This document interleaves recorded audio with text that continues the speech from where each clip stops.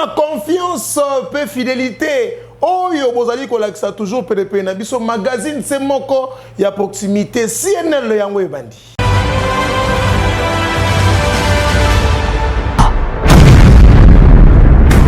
Et cause à la prise en compte te makambo etali ba bloc pétrolière proposition to pe demande oyo ba américain ba salaki pona matali pétrole ya mboka na biso Patrick Muyaya alobi ba kondima yango ata mokete na briefing wa salaki.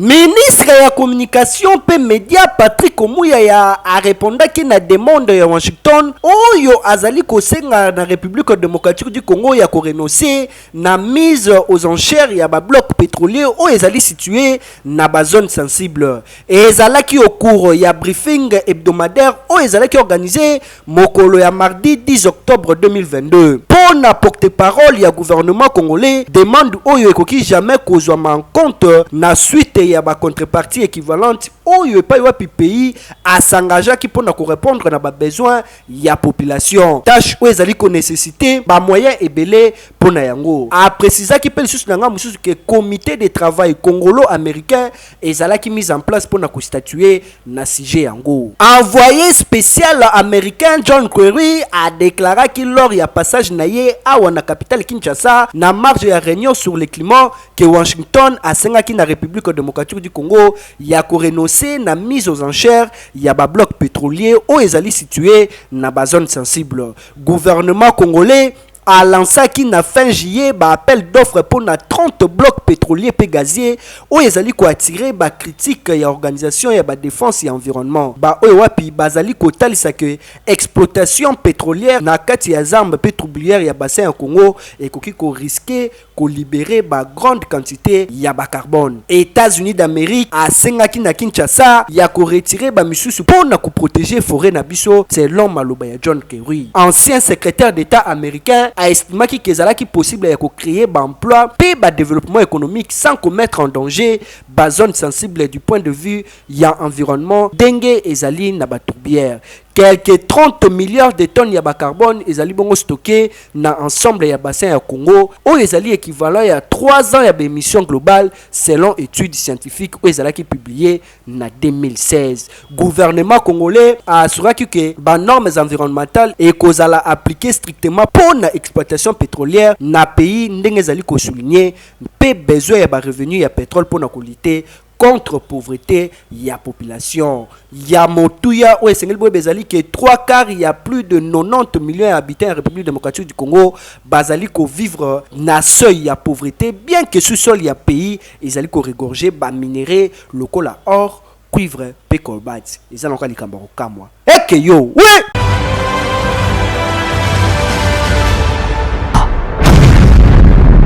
Pona makambo etali assignation na ye na résidence surveillée Jean-Marc Kabunda zali ko senga bongo implication ya Christophe Mbosoko dia président de l'Assemblée nationale.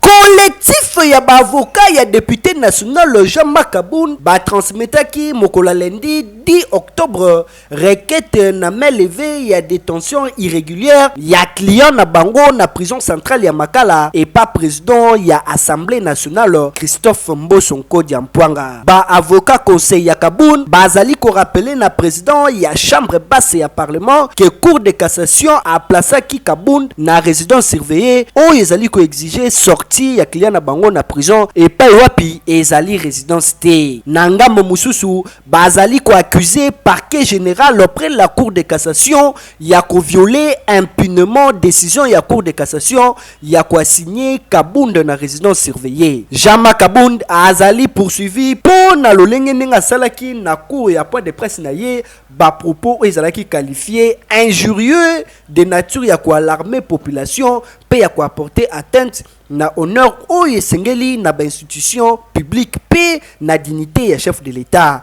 Affaire ezalaki bongo déjà fixé na cour de cassation lors ya dernière audience ya 12 septembre et pe wapi Kabunda a se présenter qui était physiquement pour na ba raison ya santé. Prochaine audience et Kosale Mabongo le 17 octobre prochain. Pour un rappel, ezali depuis le 9 août que Jean Kabound azali détenu dans la prison centrale ya Makala. Affaire à suivre. Et que yo, oui!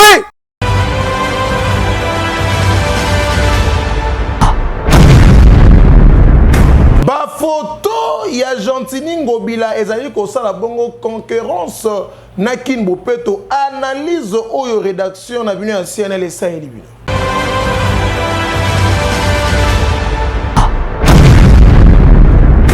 Vous allez sans ignorer local la bisonyo so ko constater na ville province à Kinshasa na bakwenyo so ba affiche oyo ezali ko traîner pe ezali ko porter photo ya gouverneur ya ville province à Kinshasa Gentini Ngobila Mbaka pembeni ya président de la République Félix Antoine Tshisekedi Tshilombo petangu emplacement nango ekomaka na ba maison communale photo to pe effigie ya bourgmestre ezalaka associé art ya flatterie ezali kolata marque nango awa na capitale Kinshasa tozali déjà koyoka solo ya retour ya mobutiste na balietina na ye ya kala oyo bazalaki prêt ya kobina pona roi na kombo ya intérêt na bango privé surtout que pona ko s'attirer sympathie ya président Mobutu oyo azalaki prédisposé ya ko travailler na noyau ya ba flatteur oyo bazalaki ancré ya ko sala ka ba culte d'homme attitude ya gouverneur ya ville province ya Kinshasa et pas wapi appellation malheureusement ya capitale la plus sale au monde ezali ko zappé ba effort ya salubrité c'est-à-dire ya Bopeto o ezali fourni na cadre ya opération Kin Bopeto pona yango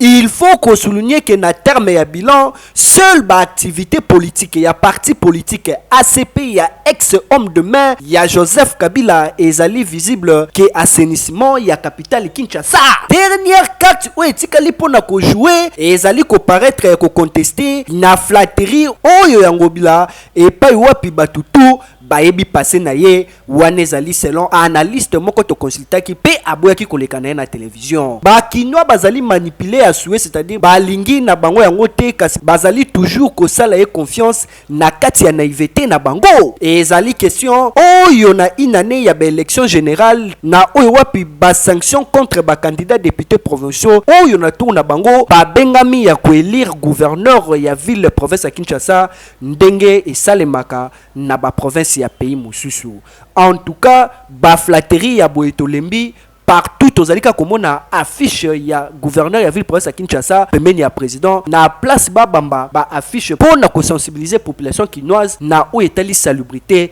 ya ville de province ya Kinshasa o lelo ekomi nango bo soto na ndenge ya kosakana te eza na analyse oyo CNL esaleli bino heke yo oui.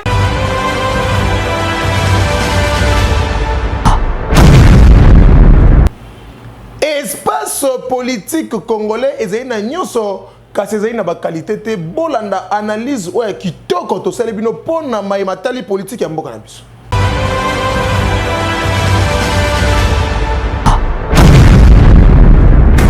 Espace politique congolais ezali na yango nyonso sauf ya makambo etali qualité c'est-à-dire kozwa ba homme d'état ya ndenge ya solo ezali lolenge moko analyste moko paraphrasaki ancien président sénégalais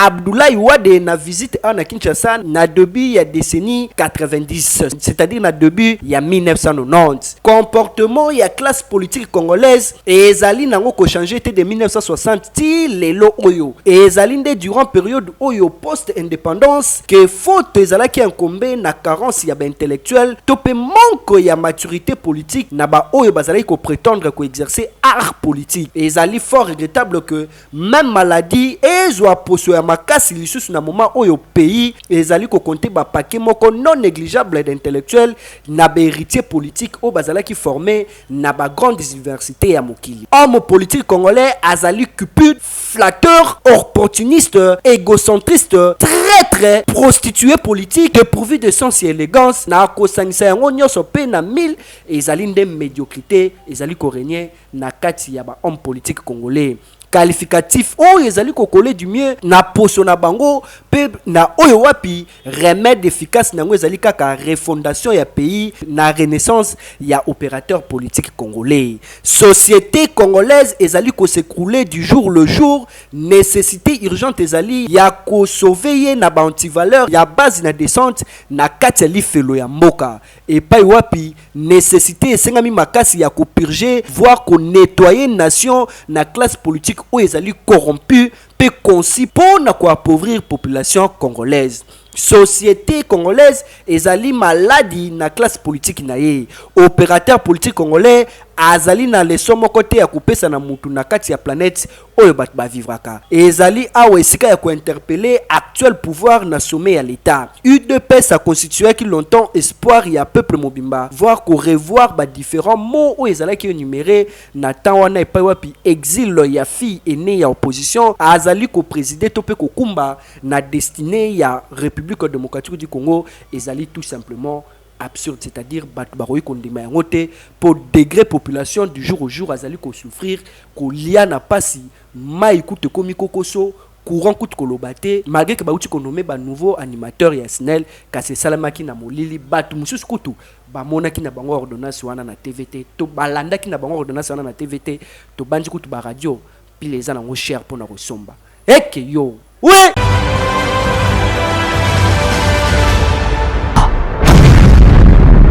Vice-gouverneur ya ville province ya Kinshasa Jekoko Mulumba azali ko buka banda kukuna na bobozo tozali bongo na commune ya limité kasi population balobi ete alekisi ndelo bolanda élément oyo linda kapinga sali.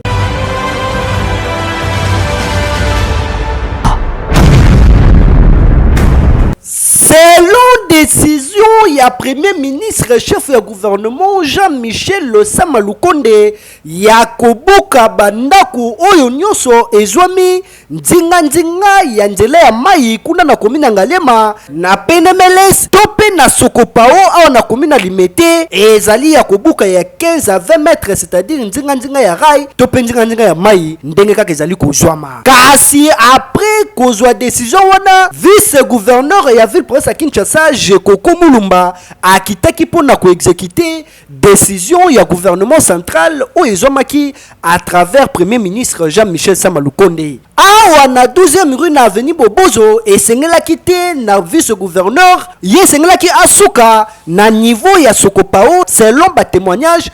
oyo tozwaki na batu oyo ba kontataki magazine na bino CNL après des gars kasi biso pe tolobaki tokoyoka te tokitana na terrain biso moko to constater des gars yango toyaki bomoni ba image ndenge bozali kotala kasi boyoka bino moko ba témoignage ya quelques personnes oyo tokutaki sur place ndenge ba communiquaki na micro na biso ya CNL si oyo ebandi na président Mobutu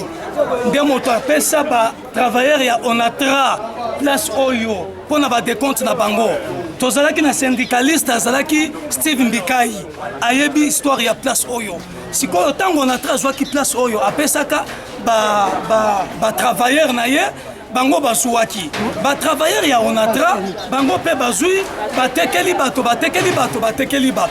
bon eloko ezo lekele biso ezeke avant tosomba place oyo tokendaka nano na quartier na chef de quartier andimi no bosomba toke na commune andimi bosomba toke na habitant na cadastre asombi place oyo ezala ba certificat d'enregistrement moto apesaka certificat d'enregistrement azanani aza l'état te bon chef de quartier azanani aza l'état te bourgmestre azanani aza l'état te mais ndenge nini lelo ekoya lelo bazokotaka boye bazobuka bato totikala jamais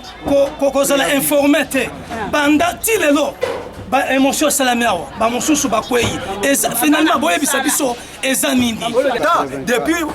depuis 1986 oyo Mobutu asina ko ordonnance ke sengeli koto bateka yango parce que koto babanda ko bomaka bato nde bapesi baja Onatra parce que Onatra azaki incapable ya kopesa bango mbongo nde bato ya aja Onatra bazala ba moyen te nde batekeli ba personne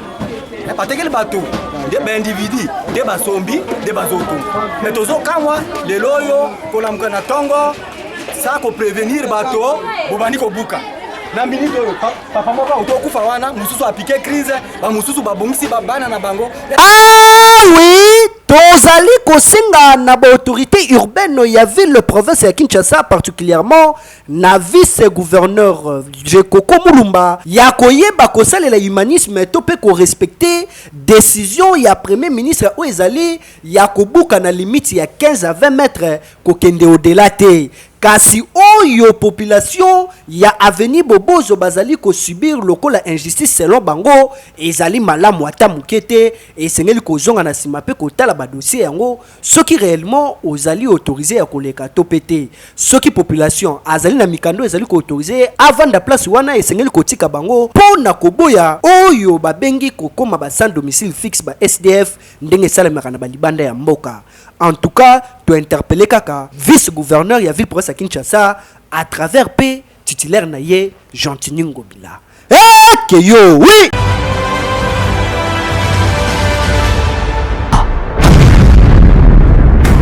Et ça la kangai ça y pe nsengo ya koyeba ete ozalaki ebele liboso ba poste téléviseur na bino mpona kolanda biso ezalaki ngai oh ya bino Kadima les motivateurs de la presse congolaise. To pesa merci na équipe technique pe rédactionnelle c'est bino musala wa kitoko ngai na bino tokute na mikolo ezali koya papa mama futur député futur sénateur futur DG botala espace ya kitoko yango yo pour la communication na bino yo mutoza na ba entreprise na yo olingi eye bana benga biso pe pesa biso confiance pour biso nde tozali balio ya communication pe to yebi musala o malamu toleki bango na musika mointen que yo oui